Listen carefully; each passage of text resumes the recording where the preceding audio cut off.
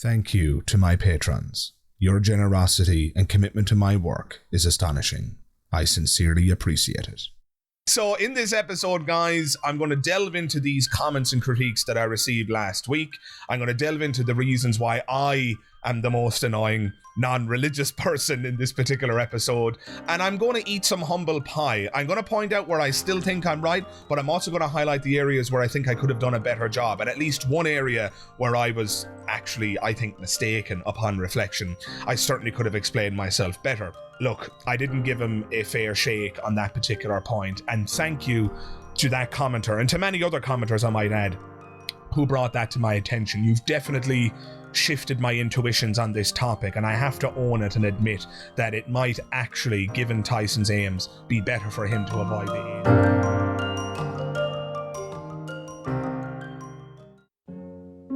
If you ever try to bullshit me like that again, I will rip off your arms.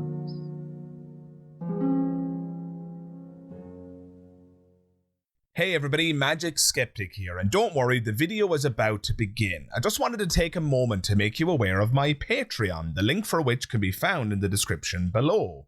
Sign up today for as little as £3 per month and you can gain access to a plethora of perks and extras, including downloadable audio-only and ad-free versions of my podcast that you can listen to on the go. You can also have your question answered in a monthly video, and better still, depending on which tier you choose, you could even sit down for a Skype call with yours truly, Magic Skeptic. All that is available and much, much more. All you got to do is click the link in the description below. I hope to see you there. Hey everybody, Magic Skeptic here, and you're all most welcome to another episode of the most annoying non-religious people. Up for today is yours truly, Magic Skeptic, as you'll have no doubt already seen in the thumbnail. So what the hell is this video all about? How am I going to critique myself? Well guys, I'm referring, of course, at the time of recording, to a video that I uploaded last week. Last week's episode of The Most Annoying Non-Religious People focused on Neil deGrasse Tyson, a beloved scientist, somebody who I love myself, somebody who I'm a huge fan of. That said, despite my fandom, I've always felt, and I still do feel, that Mr. Tyson's commentary surrounding atheism and the atheist movement is problematic at best. Neil deGrasse Tyson deserves some criticism in terms of his commentary about atheism. I think he shows an arguable lack of insight when it comes to the plight of atheists and the movement more generally. And so last week's video focused on that, and I provided my thoughts and went in depth on why I think he's mistaken on a whole host of issues. Why do I bring all of this up? The reaction to last week's video was overwhelmingly positive. The vast majority of people appreciated the video and the vast majority of people agreed. But I will say that I received more pushback than usual. A lot of people didn't agree with my critique of Mr. Neil deGrasse Tyson. And so, in other words, I was the most annoying non-religious person to those people, and those people, many of them, shared their thoughts in the comment thread, which I'm incredibly grateful for. And what I want to do this week, dear listener, is look at those people's comments and critiques, because I have changed my mind on some things after having read through those comments. It's fair to say that my critique last week was right in some places, was wrong in other places, and also, it's fair to say that I explained some things well, but other things I didn't really explain as well as I could have, and that led to some misunderstandings that I was able to rectify in the comments with some people, but with others, they were lost, and they had already decided that I was wrong and that I was a moron and so on. In other words, they had already decided that I was the most annoying non-religious person, not Tyson. So in this episode, guys, I'm going to delve into these comments and critiques that I received last week. I'm going to delve into the reasons why I am the most annoying non-religious person in this particular episode. And I'm going to eat some humble pie. I'm going to point out where I still think I'm right, but I'm also going to highlight the areas where I think I could have done a better job. And at least one area where I was actually, I think, mistaken upon reflection. I certainly could have explained myself better. So The goal of this series being holding atheists to account. In this episode, I'm going to hold myself to account, dear listener. Needless to say, if you haven't seen last week's episode, if you haven't seen my episode where I critique Neil deGrasse Tyson, that is essential viewing before we proceed here with this critique of my very own commentary. So if that's the case and you haven't seen it, I will include the link to that episode in the description below for you to check it out. Pause this video, go watch that, and come back here, and then you can continue with this video. So without further ado, dear listener, let's dive right into those comments and those critiques of yours truly, Magic Skeptic. First thing to be aware of here, dear listener, is that I've anonymized the comments that I'm going to feature in this episode. And there's a very important reason for that. Whether or not these people agree with me is irrelevant. And I'm going to feature comments from both sides of the aisle, I might add. I'm going to show you comments from people who both agreed with me and disagreed with me. And some people who are kind of in the middle. Whatever the case may be, these people have not agreed, and I have not sought their permission to feature their usernames in this episode, and so I thought it would be inappropriate to feature their usernames. For that reason, they are anonymized, and I think that's the safest thing to do. If you do recognize your comment in this video, and you are one of the people who commented last week, dear listener, jump into the comments below and feel free to self-identify if you so desire, but I thought it inappropriate for me to do that on your behalf. With that said, we're going to dive right in here to the very first comment. Still curious, why is that even an acceptable question? Can't "none of your business, my religious beliefs are personal" be a reasonable response? This commenter is, of course, referring to people asking Neil deGrasse Tyson, "Are you atheist?" Something which Neil deGrasse Tyson pointed out he gets asked frequently and in an accusatory manner. I'm often asked, and occasionally in an accusatory way, "Are you atheist?" Why would the person ask me this question? Why would they say, can't he just keep that belief to himself? Well, here's the first mistake I made in the video, dear listener. If Neil deGrasse Tyson doesn't want to answer the question, that's totally fine. But of course, that's not exactly what I said in my critique. This is what I said in my critique. So please, please, please, for me, as an atheist, when people ask you whether or not you believe in God, could you just be honest and tell them what you believe or don't believe? Because you cannot escape the problem you've just described. So there you have it, dear listener. In my original commentary, I did in fact say, please, oh please, Mr. Tyson, just answer the question. And so I have to take some blame here, dear listener. And I understand why people were annoyed by this, because I actually agree with the commenter. This is the weird thing. I entirely agree that somebody should be able to refrain from answering the question if they so desire, because your religious beliefs or lack thereof are private. They're your own business. You don't have to share them if you don't want to. So why then would I beg Neil deGrasse Tyson to share his thoughts on the matter? Why would I compel him to and not afford him the privilege of privacy? A totally fair criticism of my video. And I really am a dingbat for not explaining this better. If you watch the video and if you re-listen to the clip that I just shared with you, I was speaking within a specific frame of reference. I was speaking about the problem of baggage. I don't necessarily disagree with Tyson here. It is true that when one admits that they are an ist of some description, that people are going to associate baggage with that. That's just what human beings do. But this is inescapable. This is just unavoidable. Even when one says that they are a scientist, are you telling me, Mr. Tyson, that there's not baggage associated with that? That people aren't going to have assumptions about you and your life and how you think about things and so forth? The truth is, Mr. Tyson, it's impossible to escape people associating baggage with you. You see, the reason Mr. Tyson gives for wanting to avoid the label of atheist is because the word atheist comes with baggage. The moment once someone attaches you to a philosophy or a movement, then they assign all the baggage and all the rest of the philosophy that goes with it to you. And when you want to have a conversation, they will assert that they already know everything important there is to know about you because of that association. I explained that this problem of people associating baggage with you is impossible to escape, whether you admit that you're an atheist or not. I wasn't trying to rob Neil deGrasse Tyson of the privilege of keeping his religious beliefs or lack thereof private. Of course he's perfectly entitled to do that. I was saying specifically that if his only reason for avoiding the atheist label is his desire to avoid baggage, well, that's a fool's game.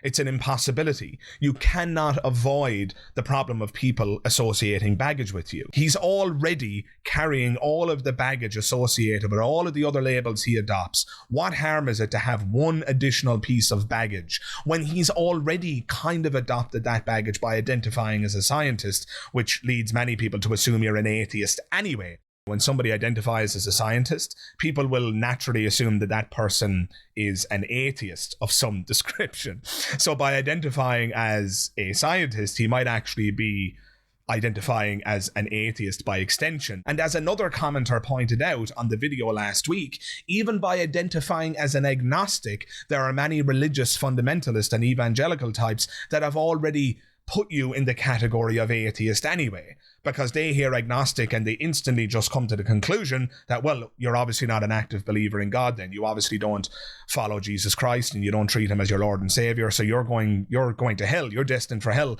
like all of the other filthy atheists are. And so really and truly, he's already half adopted the baggage that comes with the label atheist anyway. My point was, given the good that it would accomplish in terms of normalizing atheism, given that it would help out the atheist community enormously, and given the fact that under many usages the word atheist applies to him directly, why wouldn't he just carry that one extra bag? That was the point that I was trying to make. But other commenters pointed out some very, very good and astute points as to why it might actually be wise for him to leave that bag behind. But we'll get to that a little bit later, and I'll explain why and how my intuitions have in fact been shifted on that specific topic.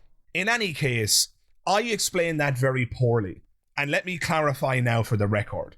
I entirely agree with the commenter's implication here, or their suggestion that Neil deGrasse Tyson should be able to remain silent on this question, that he shouldn't have to answer it if he doesn't want to. I'm totally happy for people to refrain from answering questions. Your beliefs are your private business, and you don't have to answer any question you don't want to. This is actually typified beautifully by another commenter who said the following: well, honestly, I can't see how Tyson has been a detriment to atheists. He is under no obligation to choose via a question. It's not like religion is his lane of expertise. If someone asks me, am I gay, trans, or even Democratic or Republican, I am under no obligation to say if I am or not. Or should I be classified as a question dodger? Again, a totally fair critique of my video. You see, guys, my explanation wasn't precise. It was sloppy in places, and so I've invited a whole host of criticism, and I've invited an attack on a position that I don't actually hold, but the perception that I hold it is totally warranted because my video didn't clarify my position. Because I've said that Neil deGrasse Tyson is dodging the question, he's dodging the question. When asked if he's an atheist, he says that the only ist I am is a scientist. I've given this impression that Neil doesn't deserve privacy, right? I've given the impression that Neil shouldn't be afforded the privilege of keeping his opinions to himself. And as I've already said, I'm taking full ownership of this. I am to blame for that misunderstanding. Of course, I agree with this commenter that if you're gay or conservative or liberal, or if you're an atheist or a Christian or whatever way you identify, of course you don't have to share that with people. You don't have to share that point of view if you don't want to. The reason I called Tyson a question dodger is because the first words out of his mouth in his video were a non sequitur. When somebody says, are you an atheist? And you respond by saying, the only ist I am is a scientist, that is a non sequitur. I'm often asked, occasionally in an accusatory way, are you atheist? You know, the only ist I am is a scientist. That is just the case, guys, right? I was critiquing Tyson as and when he was speaking. That is a non sequitur. If I asked you, are you an atheist? And you said, the only ist I am is an artist. That's a non sequitur. You're not answering the question. And so I rightly accused Tyson of question dodging when he says that. Now, does that mean that I believe that he has to answer the question? No. He doesn't have to answer the question if he doesn't want to. My point, guys, is that if he was going to answer the question, he should answer the question and not offer a non sequitur. That's the point I was making in the video. I'll say that once again. If you're going to answer the question, then answer it. Don't offer a non sequitur. In other words, dear listener, there's a distinction between not answering a question and answering a question with a non sequitur, which is to say, not answering the question. I think it is the distinction between these two options that explains the misunderstanding that's at play in last week's upload. You see, guys, I gave Mr. Neil deGrasse Tyson a hard time for answering the question with a non sequitur, and I stand by that criticism. But a lot of my viewers interpreted that critique as me suggesting that Tyson must answer the question. But that's not the case. There's a subtle difference between those two positions. I'm not suggesting that Mr. Neil deGrasse Tyson must answer the question. I'm simply suggesting that if he's going to answer the question, he must answer it and not offer a non sequitur. Me critiquing Mr. Tyson for engaging in a non sequitur is not the same as me suggesting that he must answer a question and that he's not entitled to privacy. There's a difference between not answering a question and answering a question with a non sequitur. And because I criticized Mr. Tyson for the latter, a lot of people misinterpreted that critique as me criticizing Mr. Tyson for the former. In other words, a hell of a lot of people came to the conclusion that I'm of the belief that Mr. Tyson is compelled to answer this question. But that is not my position. I do not believe that he must answer a question about what he believes in relation to God. I'm simply suggesting that if he's going to answer it, that he should answer it without engaging in a non sequitur. So I rightly critiqued Mr. Tyson for that. This is not to suggest that he is compelled to answer the question. It's not to suggest that he doesn't have the right to privacy. I agree with all of those things. I agree with all of the implications that the commenter just put forth. Right? No problem at all. I agree with that sentiment completely. Just if you're going to answer the question, don't answer it with a non sequitur. That was the point I was making. Now, some people feel like this allegation of question dodging is incredibly unfair, given the fact that Tyson does, in fact, answer the question a minute later when he self-identifies as an agnostic. And I would say if I'd find a word that came closest, it would be agnostic. I totally understand this criticism. It makes perfect sense. But guys, a non sequitur is still a non sequitur, even if the person answers the question after having stated their non sequitur, and so I felt it deserved criticism. Neil deGrasse Tyson is an incredibly influential popularizer of science. How many science undergraduates do you think happened across this clip of Tyson? And now when they are asked, are you an atheist? They respond with, the only ist I am is a scientist. Sure, Neil goes on to answer the question properly moments later, but the fact that his first answer is the only ist I am is a scientist is just bad information. Putting that out into the public sphere is going to influence people, and it's going to cause scientists and science undergraduates and students of science to give that ridiculous answer. And so I wanted to push back against that answer and identify it as the non sequitur that it is. The fact that he answers the question after that is great. Fine, happy days, but that still deserved critique, and so I critiqued it, and I stand by my criticism. Saying that you're a scientist in response to the question, are you an atheist, is akin to saying the only ist I am is an artist. It's a non sequitur, and it deserves to be called out for the non sequitur that it is. So now that we've addressed the beliefs are personal and nobody has to answer a question if they don't want to point, again, points that I totally agree with. Neil deGrasse Tyson's personal point of view is his own, and he doesn't have to share it if he doesn't want to. This led to the next criticism that many people leveled at my video last week, and it was that, you know, Magic Skeptic, there's a lot of reasons why somebody might want to avoid the atheist label, and they're perfectly entitled to do so, and those reasons might very well be contextual. It might be based on the fact that in the United States, for example, the word atheist is a dirty word. It's a word that comes with baggage, and it's a word that might lead people to believe certain things about you and your character. In other words, it's a dirty word and it might be best avoided in the United States. This, of course, is something that I entirely agree with. In fact, I pointed it out in my original video. The point is, guys, atheists are a distrusted group in the United States, so it doesn't surprise me at all that people might approach someone like Neil deGrasse Tyson and say, "Are you an atheist?" in a kind of a negative, accusatory manner. Suffice to say, a lot of people thought it was unfair of me to critique Tyson for avoiding the atheist label, given how radioactive it is in the American context.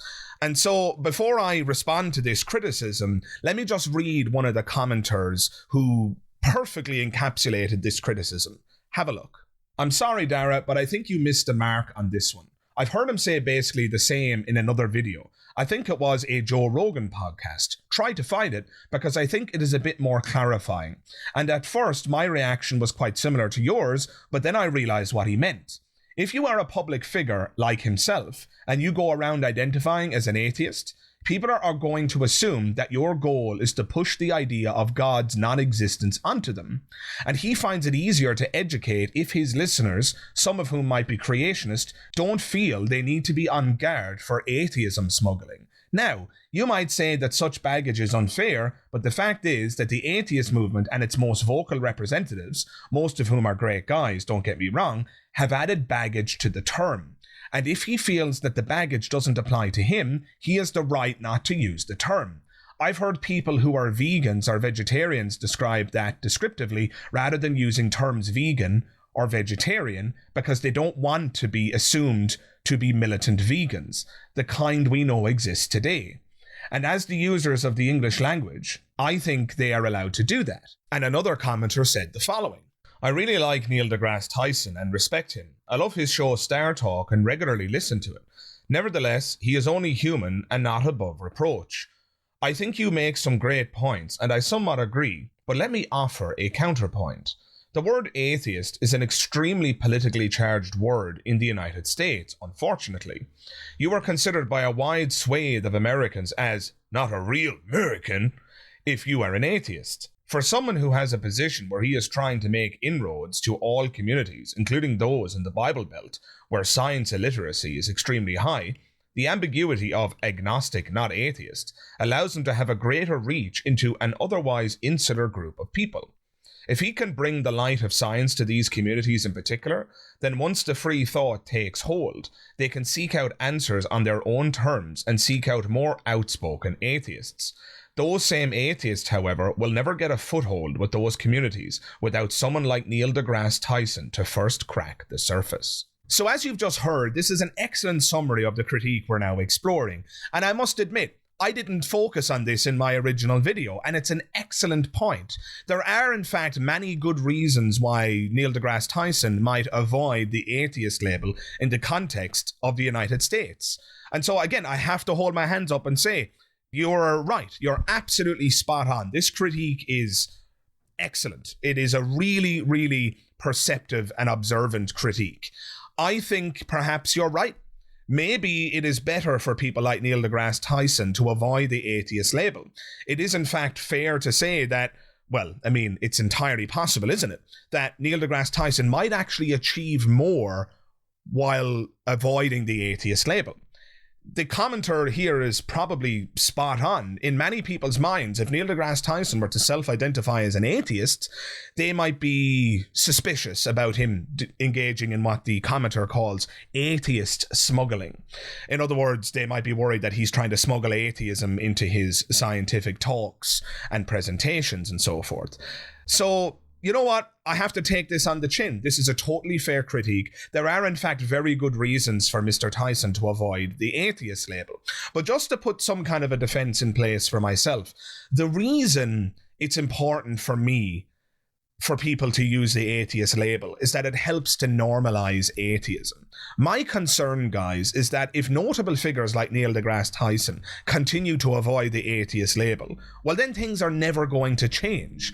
Think of the good that would be accomplished if Neil deGrasse Tyson actually identified as an atheist. Now, I'm not denying the point of the commenter. It's entirely possible that it would do some damage as well, and that there would be people in the audience who would have been previously open to Neil deGrasse Tyson's scientific ideas, and they would then become closed to those ideas if he were to identify as an atheist. So they might be receptive if he continues to identify as an agnostic, but it might close them down if he were to self-identify as an atheist. I totally take that point on board. But one point that I want to make clear is that atheism, being a dirty word, is never going to change, guys, if people like Neil deGrasse Tyson don't own it. And that was the point that I was trying to convey in my video. Again, I might have conveyed it sloppily, and I might have annoyed people, hence the reason I'm focusing on myself in this video.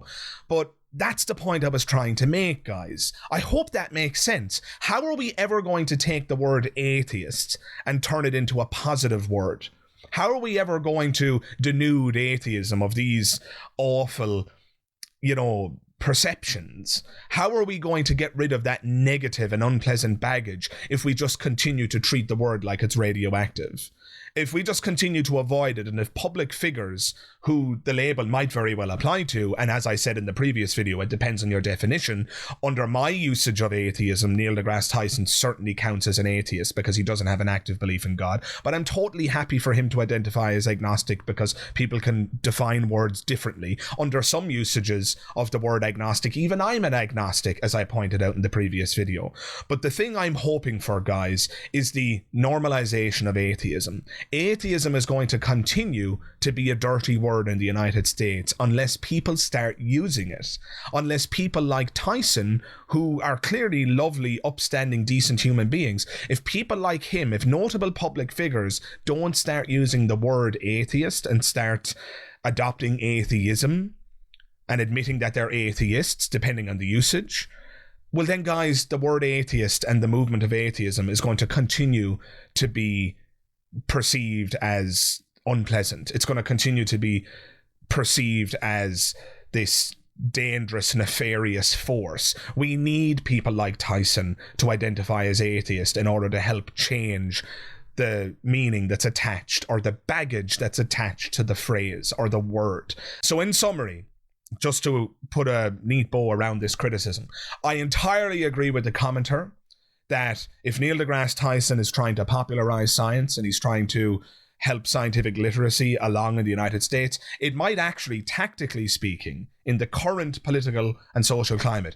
it might actually be better for him to avoid the atheist label right now in order to achieve his particular aim of increasing scientific literacy. As bitter a pill as that is for me to swallow, that might very well be the case.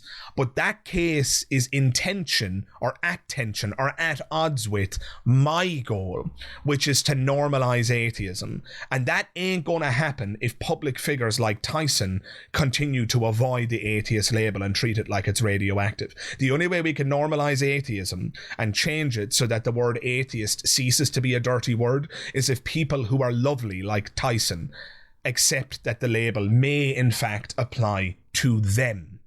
Lovely people identifying as atheists is going to prove to the world that atheists are actually nice people, that they're not actually nefarious, evil, immoral, baby-eating psychopaths. We're not just Stalinistic people who are hoping for the next gulag, right? These perceptions of atheists are only going to be challenged if the word is normalized and if people like Tyson proudly adopt it. But like I said, and as I've already admitted, my goal there of normalizing atheism is at odds with Tyson's goal in the current context where the word atheist is a radioactive word. And as bitter a pill as it is for me to swallow, it might actually be true that it's better for Tyson to avoid the atheist label for now. I didn't fully appreciate, admittedly, in my original video, how important it might actually be for him to avoid the atheist label, given his specific aims. They are in conflict with my own aims, but look, I didn't give him a fair shake on that particular point, and thank you to that commenter, and to many other commenters I might add, who brought that to my attention. You've definitely shifted my intuitions on this topic, and I have to own it and admit that it might actually, given Tyson's aims, be better for him to avoid the atheist label for now. It breaks my heart to have to say that, but I think you might actually be right. But let's move on. Moving on then, I want to address one more critique from last week's video that seemed to be common in the comment thread. A lot of people took issue with the fact that I got angry with Tyson in last week's video. A lot of people became upset that I yelled and that I was so passionate. They felt that I kind of drifted into an atheistic activist fervor and that I was essentially behaving irrationally and just shouting and being an angry lunatic. The audacity of you to describe atheists as just a bunch of people who stand around agreeing on how much they disbelieve in the existence of God. Do you really think that's the beginning and end of the atheist community? Because if that's your view, Mr. Tyson, you don't have the first clue about what atheism is and why it's important. I totally get why people thought that, but this is the one area where I'm actually going to push back. But before I do that, let me read one comment to you that typifies the spirit of those who felt that I was being unfair when I became angry. Have a listen. He is trying not to talk about it. He publicly wants to be a scientist and a science educator. He sees how people treat other noted scientists on the atheist question and doesn't want to spend his time on it. Once he starts talking about it, even the slightest, people will be judgmental and they won't leave him alone about it, up to and including messing with his work on science. People have private lives and aren't obligated to tell the general public all his thoughts, ideas and feelings. He doesn't want to play in this sandbox. Give him a break. It's not the fight he's willing to choose. Seems you are pouting that he doesn't want to play with us atheists in the religious argument. Then you got mean yelling on video to Neil deGrasse Tyson. You actually called him disgusting because he doesn't want dealing 6 different subjects, persecution of atheists, then all of a sudden about gender and sexual preferences. So you snowballed him into not caring about people because he wouldn't join your team. That was a turn-off for me. There are plenty of causes that I can't support for the very same reason. So you proved his concerns right. Publicly inserting oneself into the issue, even the slightest, means having to deal with a rat's nest of a mess. Thanks for reminding me I can very easily be yelled at by my own group because I don't participate in the way they want me to, nor at the level they believe I should. I don't think you help the atheist cause. So you can hear some of the earlier criticisms reiterated in this comment as well. For example, he has the right to not answer the question and live a private life and so on and so forth. I've already addressed those critiques, so I won't get into those again. The thing I want to address here specifically is a misidentification of the reason I became angry. This person alleges, and I don't know where they got this from, but they allege that my anger was rooted in the fact that he didn't want to deal in the subject. But that's not the reason I became angry in my previous video. The reason I became angry, and I absolutely stand by this, dear listener, the reason I became angry is not because Neil deGrasse Tyson doesn't want to play with atheists, or not because he doesn't want to answer the question. As I've pointed out in this video, he's perfectly entitled to maintain his privacy, and he doesn't have to answer the question if he doesn't want to. The reason I became angry in last week's video, and it was my primary reason for making last week's video, is because Neil deGrasse Tyson belittled and undermined atheists and the atheist movement. He described atheists as non-golfers and non-skiers. Is there a word for non-golf players? Do non-golf players gather and strategize? Do non-skiers have a word and come together and talk about the fact that they don't ski? This is an unbelievably unpleasant thing to do. He trivializes the entire movement. When atheists meet up, Mr. Tyson, they don't stand around just agreeing on God's non-existence. I can't do that. I can't gather around and talk about how much everybody in the room doesn't believe in God. The atheist movement is much more than that. Not to be conflated with atheism, I might add. Atheism is a single belief on a single issue. Is there a God? Atheists say, no, sorry, we're not convinced. But when atheists meet up to discuss the world, that's not all they talk about. The atheist movement is about much more than that. The atheist movement being distinct from the label of atheist, right? Remember, if you're an atheist, it's just because you don't believe in God. I'm not saying that if you're an atheist, you have to be involved in the movement. Absolutely not. The movement is separate and distinct from the label. That's important, guys. An atheist is just somebody who doesn't believe in God. But Neil deGrasse Tyson was talking about what atheists do when they meet. And he suggested that atheists are the kinds of people who just stand around in violent agreement about God's non-existence. And he went on to point out that he doesn't have any energy for that. I can't do that. I can't gather around and talk about how much everybody in the room doesn't believe in God. I don't have the energy for that. He trivialized and besmirched the entire atheist movement when he did that, as though the atheist movement doesn't have important goals and important matters to discuss. Things like church-state separation, theocracy, the Christian right, and religious oppression more generally. The truth is that the atheist movement has an incredible and important task ahead of it. It is a necessary movement. It is an important movement. It is a movement that is essential for changing the religious oppression and theocracy that we see around the world. And Neil deGrasse Tyson didn't seem to understand this point. He undermined and besmirched the entire movement by making it look pathetic and pointless. That is the reason that I became angry with Mr. Tyson. That is an appalling description of the atheist movement. No, Mr. Tyson, we're not just the kinds of people who stand around agreeing on the non-existence of God. We have much more important matters to discuss. And thankfully, there were many viewers who totally understood where I was coming from on this point. Have a listen. Scientists 200 plus years ago pretty much had no choice but to publicly believe in God. To come out as an atheist in modern America is perhaps the same as committing professional suicide.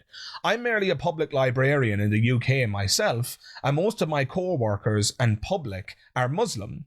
Nearly every day I get roped into discussions about God and blessings and so forth. It's a dangerous rabbit hole to go down to come out as atheist in some situations. Sometimes refusing to engage in it at all is the best option. But yes, Neil's words do make a damning picture of atheists. He could have just no comment to it at all and left it at that. And another commenter said the following: "There's nothing wrong with him identifying as agnostic. If that's the label he feels best applies to him, then that's absolutely fine. His issue is him scoffing at atheism." They're talking about my issue with Tyson, but let me proceed. His issue is him scoffing at atheism when he is essentially an atheist himself, and poking fun at people who identify as atheist while defining them as something other than what they are. He doesn't have to claim the title of atheist if he doesn't like it. But shoving all people who do identify as atheist into a tiny, improperly labelled file is actively harmful. He could have instead said something like, "I wouldn't go so far as to label myself as an atheist, but I respect the people that feel as though the label applies to them." He doesn't have to evangelize for atheistic causes, but he doesn't have to trivialize them either. He is atheism adjacent, if nothing else. So why look down on atheism as a category as a whole? I'm going to read one part of that comment again because it completely nails the reason that I became angry with Tyson in last week's video. And I quote, "He doesn't have to evangelize for atheistic causes, but he doesn't have to trivialize them either." That one sentence, that one communication completely nails my problem with Neil deGrasse Tyson on this topic.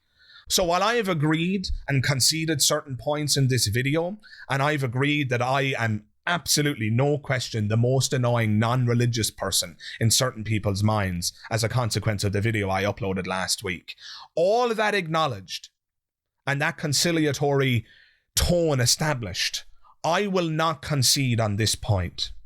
This is where Tyson completely goes off the cliff.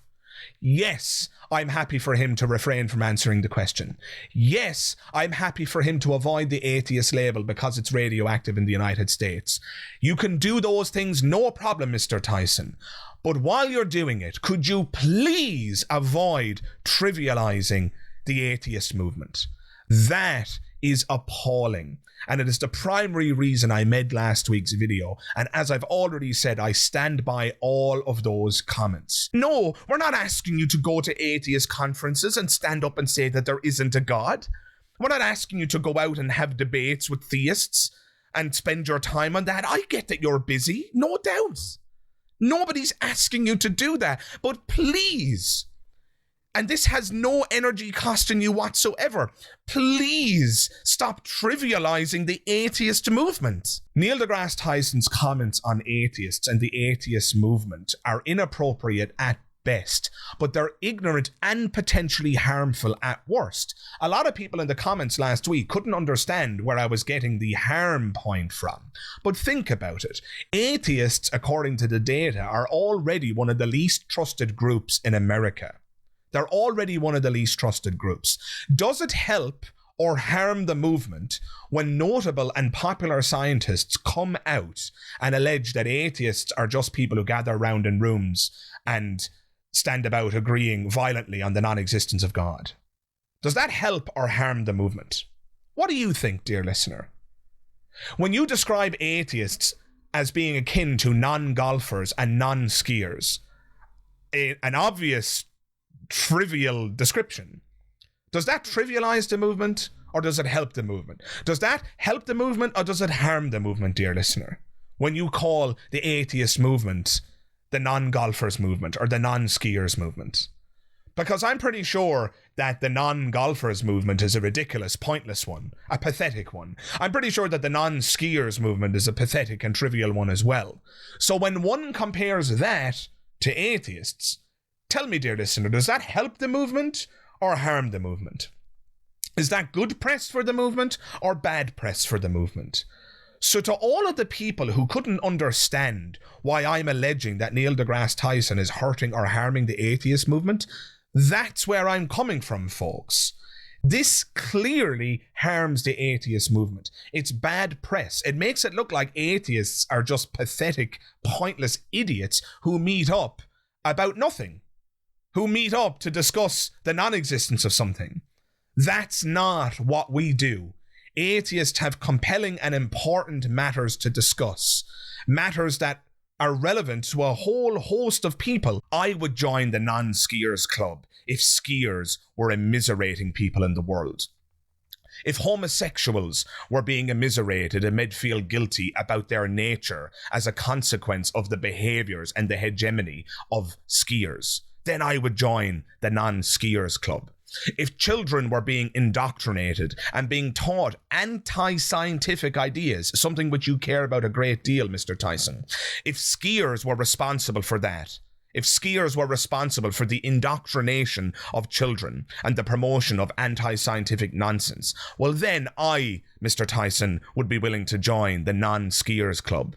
If skiers flew planes into buildings and blew themselves up and were involved in terrorist incidents all around the world as a consequence of their belief in skiing, then, Mr. Tyson, I would join the non-skiers club. Suffice to say, religion actively harms a hell of a lot of people in the world. And the atheist movement is resisting that theocracy and that religious oppression. And when people like Tyson come out and trivialize the atheist movement as being akin to non-golfers or non-skiers, and when he suggests that we're just people who gather in rooms and stand about in violent agreement about God's non-existence, he makes our movement look pathetic and pointless. And in so doing, he is actively harming it. So I stand by my comments from last week's video. My primary reason for making last week's video, I stand by it, guys. Neil deGrasse Tyson needs to revise his commentary on atheism and atheists and the movement that's associated with it. Because if he doesn't, he's going to continue to harm them. No, I'm not angry because he won't play with us. If he doesn't want to adopt the atheist label, that's fine. And thank you to the commenters who brought that to my attention. There are, in fact, very good reasons for him to avoid the atheist label in the United States because of the baggage that's associated with it. It might, in fact, be better for Neil deGrasse Tyson to continue to identify as an agnostic because his aim is to popularize science and get people thinking critically in the first place. Fair enough. Do that, Mr. Tyson, but in so doing, please stop besmirching, smearing, and belittling the atheist movement, because that's precisely what you're doing, and it needs to end. And so in closing, dear listener, I'm going to wrap by showing or sharing with you one more comment. Let's read it first, and then we'll discuss it in closing. This is a weird one, but I don't disagree with the essence of Neil's statements, because I have a similar core take on feminism. Even though I agree with pretty much every feminist position, I wouldn't call myself a feminist because to me, it implies a degree of activism I don't have the energy for. Much like Neil won't call himself an atheist because in his mind it implies getting involved in atheist movements and the like. And the second point is pretty much a repeat of my take on the first. I wouldn't join feminist conferences and debates because that's more effort than I can be bothered with, which I realise is a privileged position to take, but it's still mine. And same thing for Neil and atheism. The problem is that Neil's arrogance and smarter-than-thou attitude seemingly forces him to have the worst possible take. I wouldn't call myself a feminist, but if I were forced to debate the issue, I would very much sit at the feminist table. Whereas Neil wouldn't call himself an atheist and seems to believe that means that no one else is allowed to call him that. I don't join protests, but I acknowledge that to other people, they are worth the effort. Neil doesn't do atheism advocacy and seems to believe that means that no one else should either. So if Neil prefers the agnostic label and doesn't want to take part in debates and advocacy, fine, I got no problem with that. My issue with Neil's take is my position is correct and everyone else is dumb for not thinking the same attitude he exudes. So this comment is harsher than I would be willing to be in some areas. I don't think Neil is exuding some kind of a I'm better than everybody else attitude, but I do think that the essence of this comment is correct. In particular, I love the feminism analogy. It's absolutely spot on. Let's use that analogy for a moment, dear listener. So I don't attend feminist events. I don't go to feminist conferences. I don't go around self-identifying as a feminist. But just like the commenter, I would agree with many feminist policies and ideas. I do think that we should have equality between the sexes. No problem with that whatsoever. I think pay equality is important. I think social equality is important and all the rest of it, right? So this is a really good analogy. Despite the fact that I agree with much of what feminists say, I don't go around adopting the label. But please notice, and this is why I shared this comment with you, I also don't go around disparaging the feminist movement. Imagine, dear listener, I said, hey, look, listen, I'm happy for people to identify as feminist, but I don't adopt that label because of the baggage that's associated with it. Now, if I stopped there, that would be fine. But then imagine I went one step further and said, I don't even know why the word feminist exists. And it's odd that the word atheist even exists. Feminists are just people who stand around in rooms in violent agreement with one another. I can't gather around and talk about how much everybody in the room doesn't believe in God. What are they doing? What's the point? I don't have the energy for that. I don't have the energy for that. In other words, if I adopted Neil deGrasse Tyson's rhetoric about atheism and I applied it to feminism, it would be appalling, wouldn't it? Clearly, feminists and feminism is a very important movement. Feminists have very important matters to discuss, and they're still fighting the good fight. It's not like equality has been achieved in every part of the world, if it's been achieved in any part of the world. That's still a very prescient and important movement. How awful would it be for me to belittle, smear, and condescend or undermine that movement by suggesting that they're just people who gather around in rooms and stand about in violent agreement with one another? Wouldn't that trivialize the movement? Wouldn't that harm the movement? So even though I don't want to adopt the labels, that's fine. I don't have to besmirch and smear the movement after that. And this is precisely why I shared this comment. Neil deGrasse Tyson is more than welcome to avoid the atheist label if that's what he desires. I've got no problem with that whatsoever. Just like the commenter has no problem with that. The problem comes up when Neil goes on to smear the atheist movement. He doesn't have to adopt the label, but he doesn't have to trivialize the movement either. And that would be my wish. That is my desire, dear listener. If Neil deGrasse Tyson sees this video someday, Neil, my only request is not that you adopt the atheist movement, and not, as another commenter pointed out, that you come and play with us atheists. You don't have to do anything you don't want to. Your private beliefs are your own business, and you can join whatever movement or leave whatever movement or not associate with whatever movement you want. Those are all your decisions. But in so doing, Mr. Tyson, could you please stop smearing and belittling the atheist movement? That is all that I ask. And so with that said, dear listener, I'm going to leave the video right there. This has been a very interesting episode, I'm sure you'll agree, a rather strange one, but I've had to eat some humble pie in this episode. I got some things right, I got some things wrong, I could have explained certain things better. Can I just say, thank you for holding me to account. To all of you who jumped into the comment thread in last week's video and critiqued and commented and suggested that I could have done better in some places and held me to account just generally, thank you for doing that, dear listener. It's one of the reasons why I love making videos and putting them out there. I just hope that I've demonstrated to you that I'm willing to change my mind. I hope that I've demonstrated to you that I'm willing to eat humble pie and that I'm willing to change my mind when the evidence is presented to me or when somebody puts forth a persuasive argument. Obviously, I'm still learning, guys. This channel is growing and it's growing exponentially, I might add. I'm going to make mistakes and I need you guys to identify them when I make those mistakes. And so to all of you who jumped into the comments last week and who identified my mistakes and who also identified the areas where I'm right, thank you for being a part of this community and thank you for holding me to account. I feel like I know more this week than I did last week because of your perceptive criticisms and because of your critique. So again, sound like a broken record, but thank you for joining me in the comments. And I hope, dear listener, that you'll do the same with this video.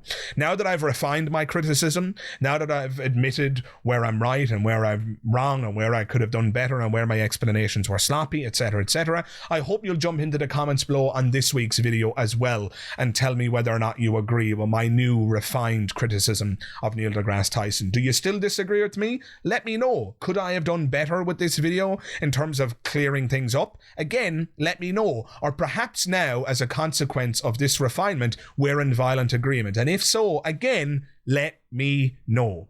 Other than that, guys, if you like this video, please drop a like on it. It helps out the channel enormously and it costs you nothing. If you could do that, I would enormously appreciate it. If you want to take your support of the channel a step further, please consider becoming a patron today by jumping into the description box below, hitting the link to my Patreon page. When you get there, you can sign up for as little as £3 per month, and depending on which tier you choose, you will gain access to a plethora of perks, bonuses, and extras.